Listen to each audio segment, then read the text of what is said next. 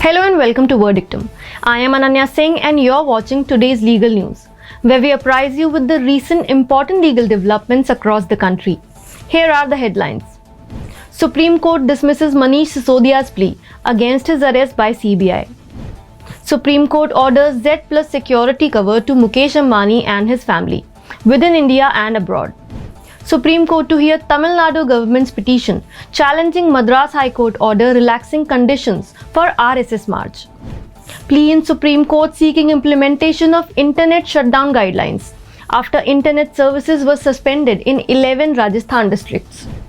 PIL in Supreme Court seeking directions to government for guidelines and social security to persons in live-in relationships.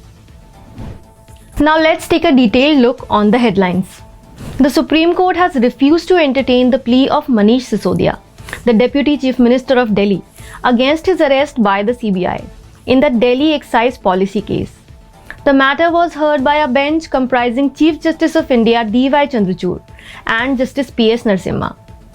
The Aam Aadmi Party leader is accused of irregularities in the framing and implementation of the now withdrawn excise policy of 2021-2022. in which several officials, business persons and politicians are also under probe. Sisodia was arrested on February 26th and has been sent to the CBI remand till March 4th. A bench of the Supreme Court comprising Justices Krishna Murari and Ehsanuddin Amanullah ordered that Z plus security cover provided to businessman Mukesh Ambani and his family be maintained across the country and abroad. The cost for the same, however, will be borne by the Ambanis. The Apex Court was hearing the miscellaneous application, seeking clarification as to whether or not the scope of providing security cover is restricted exclusively within the state of Maharashtra, which is the place of business and residence of Mukesh Ambani. The top court held that the security cover provided, and that too at own expense of the respondents, cannot be restricted to a particular area or place of stay.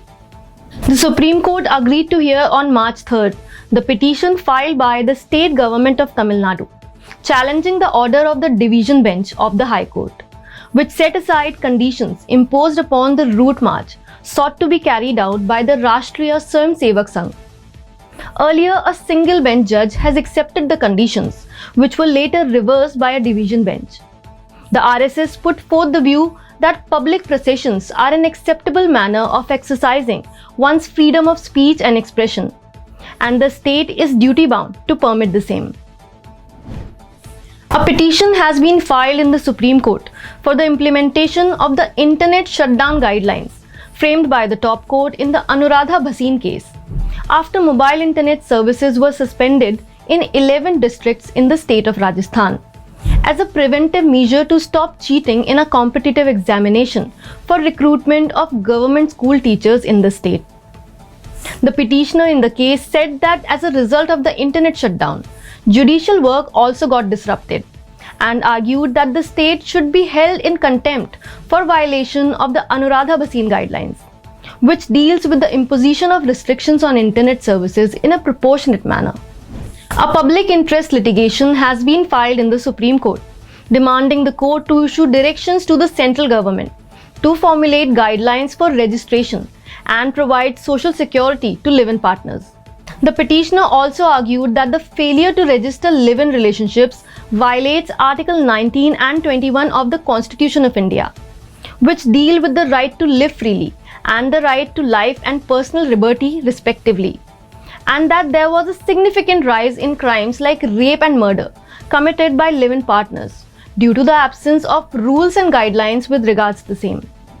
Thank you and keep watching Verdictum, and subscribe to our channel and download the Verdictum app on iOS and Android to keep yourself updated with authentic legal news.